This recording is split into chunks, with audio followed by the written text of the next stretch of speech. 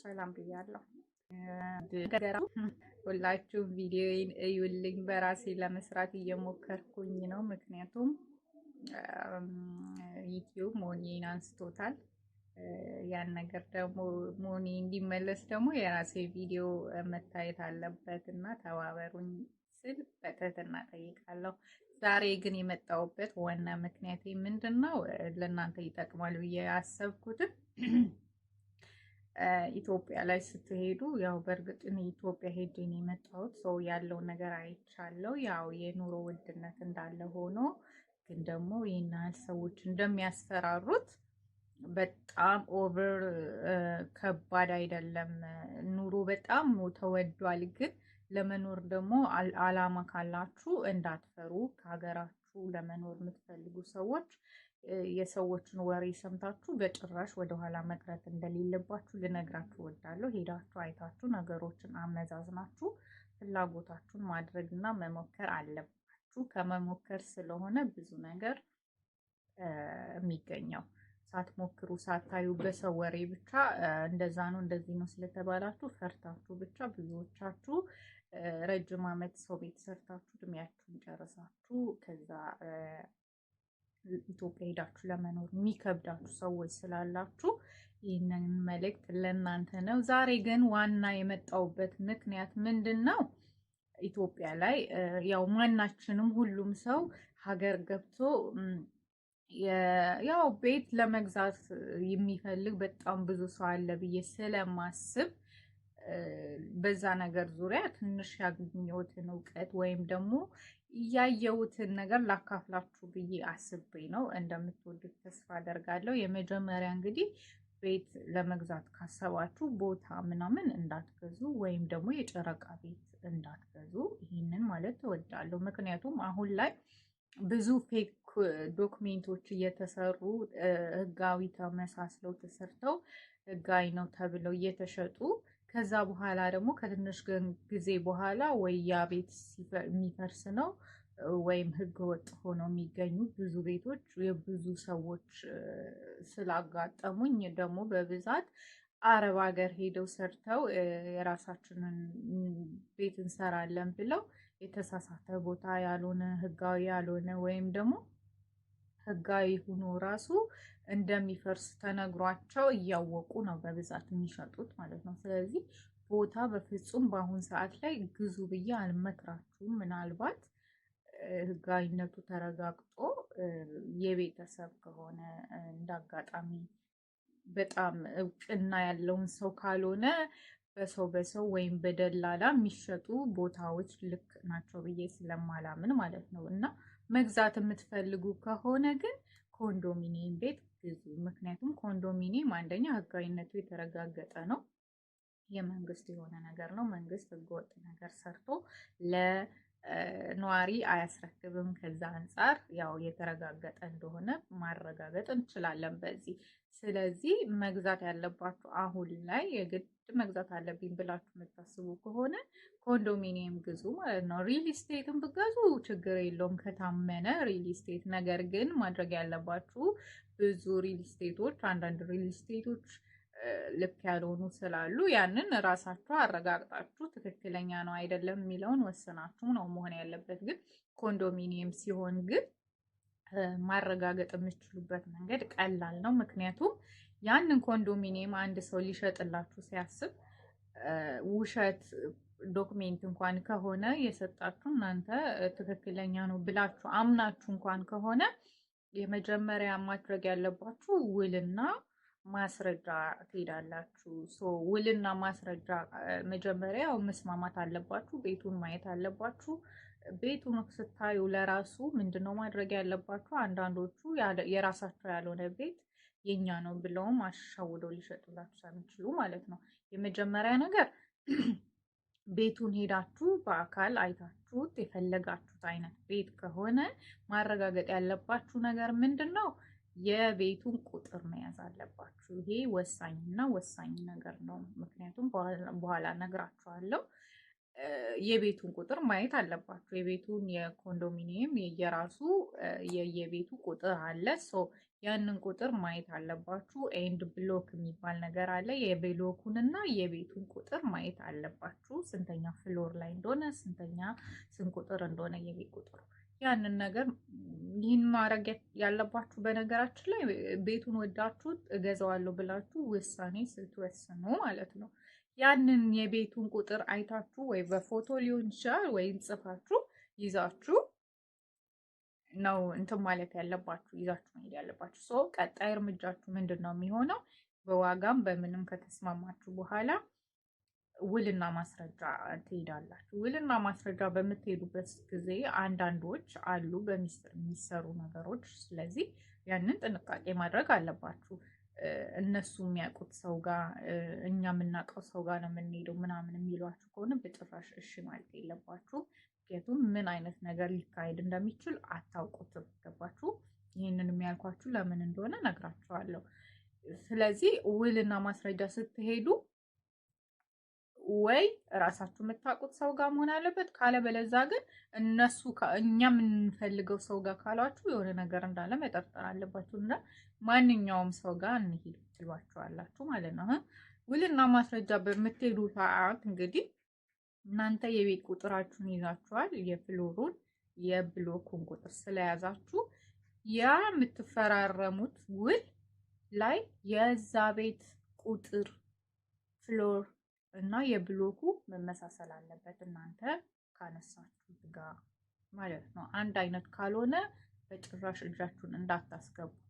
ገባችሁ? ምክንያቱም እዛ ጋር ይስተካከላል በዚህ ምክንያት ነው በዛ ምክንያት ነው ቢላችሁ እሺ ማለት የለባችሁ። መጀመሪያ አስተካክለው ነው ማለት ያለባችሁ። ምክንያቱም እሺ ብላችሁ አስተካክለዋለሁ እንፈራረም ካላችሁ ውሉን ብታፈርሱት ውል አፍራሹ ነው የሚቀጣው። ገባችሁ? ውል ስትዋዋሉ እዚህ ጋር ወይ 50 ሺህ ብር ወይ 100 ሺህ ብር ልትከፍሉ ትችላላችሁ። ገባችሁ?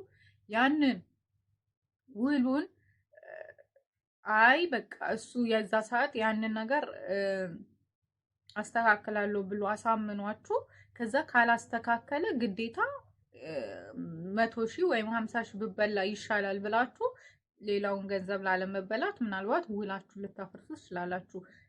ስለዚህ ውል አፍራሽ እናንተ ከሆናችሁ ወይ 100 ሺህ ብር ሊሆን ይችላል ያስያዛችሁት ወይ 50 ሺህ ብር ያንን ብር ለሰውየው ይሰጠዋል ማለት ነው። ስለዚህ ያ እንዳይሆንባችሁ ዶክሜንታችሁን በደንብ አጣርታችሁ አንብባችሁ ማንበብ እንኳን ባትችሉ የሚያነብሰው አብራችሁ መኖር አለበት ማለት ነው።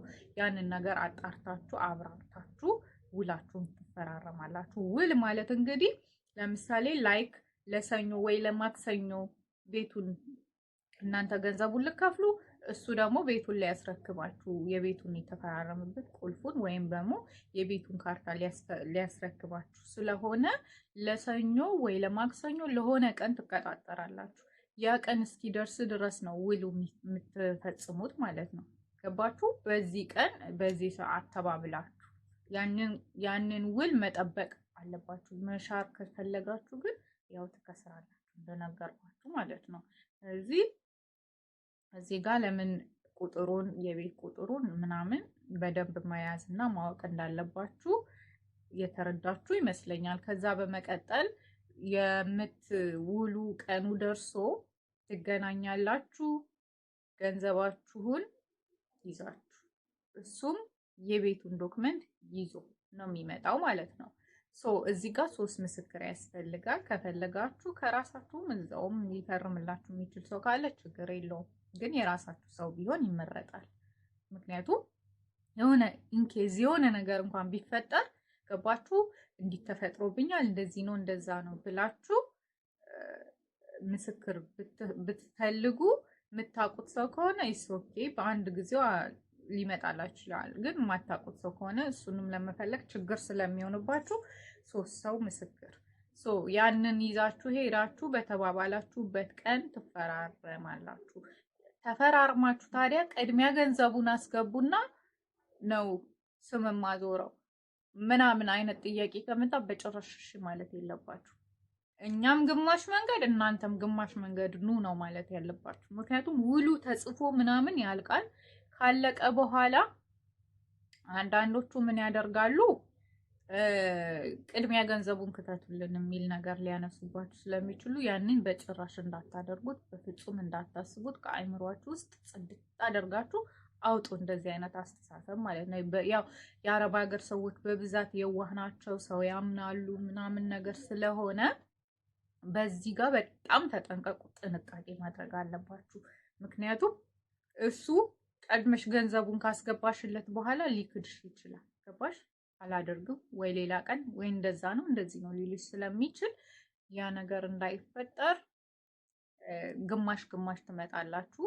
እሱም የተወሰነውን ድረስ ጨርሶ የሚፈራረመውን የመንግስት የሚከፈል አለ ምናምን እሱን ከፋፍለሽ አንቺም ገዢዋ ነው የምትከፍለው የመንግስት የውል የምን የሚባለውን ነገር እሱም ደግሞ የተወሰነውን ነገር እንደዛ እኩል እየመጣችሁ መጨረሻ ድረስ እኩል ነው መሆን ያለበት እንጂ ቀድመሽ ገንዘብ አስገብተሽ ከሱ ጋር መጨቃጨቅ እንዳታስቢው እንዳታደርጊው። በፍጹም መሆን የሌለበት ነገር ነው። እኔ ካየሁት ነገር አንጻር ነው የምነግራችሁ።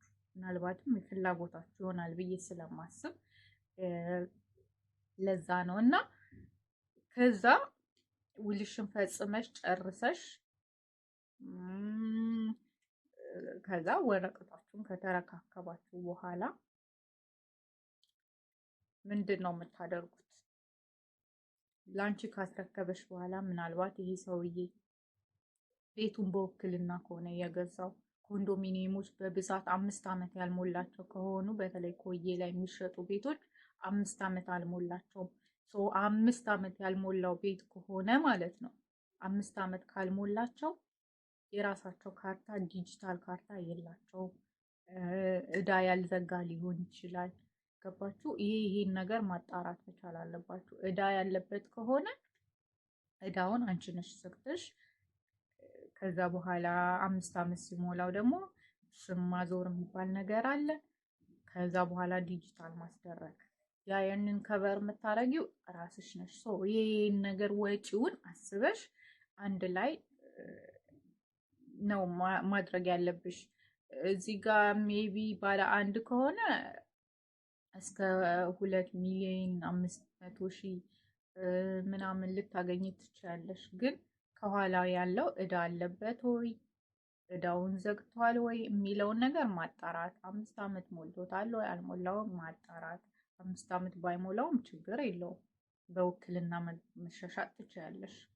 ለምሳሌ ባለቤቱ ለሌላ ሊሸጠው ይችላል ቤቱን። ገባችሁ? በእጣ የደረሰው የመጀመሪያው ሰውዬ በብዛት ሽጠው ወጥተዋል። አሁን ላይ ገዢ ምናምን ነው በብዛት እየኖርበት ያለው ማለት ነው። ይሄን ነገር እንዴት ነው የምታጣሪው?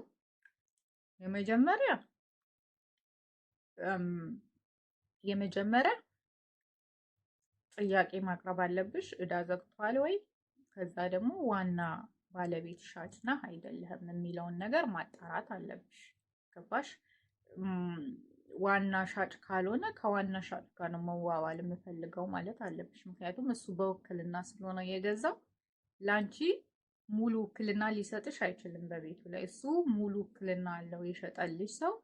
ሙሉ ውክልና ስላችሁ የመሸጥ የመለወጥ ቤቱን የማፍረስ እና የማደስ ማፍረስ ስላችሁ ፍርስ ሳይሆን የነበረውን ዲዛይን የመቀያየር ውስጡ ቦታውን የመቀያየር ሁሉን ነገር የማስተካከል ፍቃድ ሁሉን ነገር የማድረግ ፍቃድ ይኖረዋል በውክልና ሲገዛ ማለት ነው፣ ዋና ተወካይ ሲሆን። ግን ሁለተኛ ጊዜ ተወካይ ከሆነ ላንቺ ሲሸጥልሽ ዋናውን የቤቱን ባለቤት ማቅረብ አለበት። ካለበለዚያ ግን በኋላ ላይ ወደ ራስሽ ለማዞር ስትጣጣሪ የዛ ሰዓት ብዙ ነገሮች ሊፈጠሩብሽ ይችላሉ። ሰውየው ሊክድሽ ይችላል። ይሄ ነገር ስላለ ከዋናው ሰው ጋር ነው መዋዋል ያለብሽ። ስትዋዋይ ደግሞ ምንድነው የመጀመሪያ ማድረግ ያለባችሁ? የብድር ውል ትዋዋላላችሁ ማለት ነው። መጨረሻ ላይ እንዳይክድ 5 ዓመት ስላልሞላቸው ቤቶቹ አሁን ላይ መሸጥ መለወጥ ስለማይቻል የሚቻለው በውክልና ነው እና ስም የሚዞረው ደግሞ 5 ዓመት ላይ ነው። ስለዚህ 5 ዓመት ላይ እስኪሞላው ድረስ ሰውየው እንዳይክድሽ 5 ዓመት ሲሞላ አላቅም ቢል መብቱ ነው። ምክንያቱም 5 ዓመት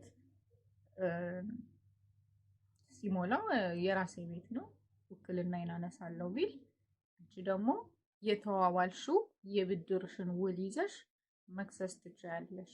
በቤቱ ዙሪያ ሳይሆን አበድሬዋለሁ ይክፈለኝ ብለሽ ነው የምትከሺው። ስለዚህ እንደዛ ብለሽ ነው እንጂ የምትከሺው ቤቱ የኔ ነው እንደዚህ ሸጦልኝ ብላ ብላ የሚባል ታሪክ አይሰራም ማለት ነው። ለምሳሌ ቤቱን በ3 ሚሊዮን ወይም በ2 ሚሊዮን ከሆነ የገዛሽው የምትዋዋይው ውል በ4 ሚሊዮን ነው ማለት ነው። ብድር ውል ማለት ነው። ብድር ውል ይባላል። እሱን እዛው ውልና ማስረጃ ያለውን ነገር ይነግሯችኋል።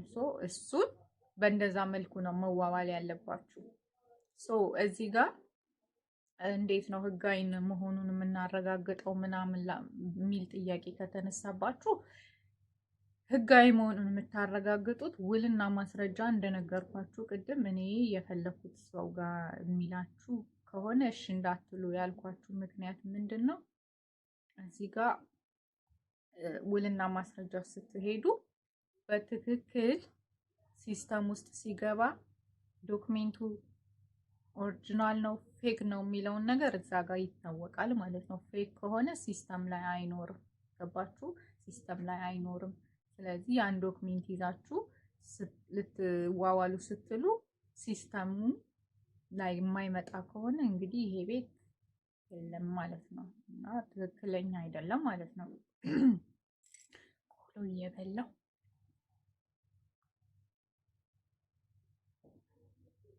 ከዛ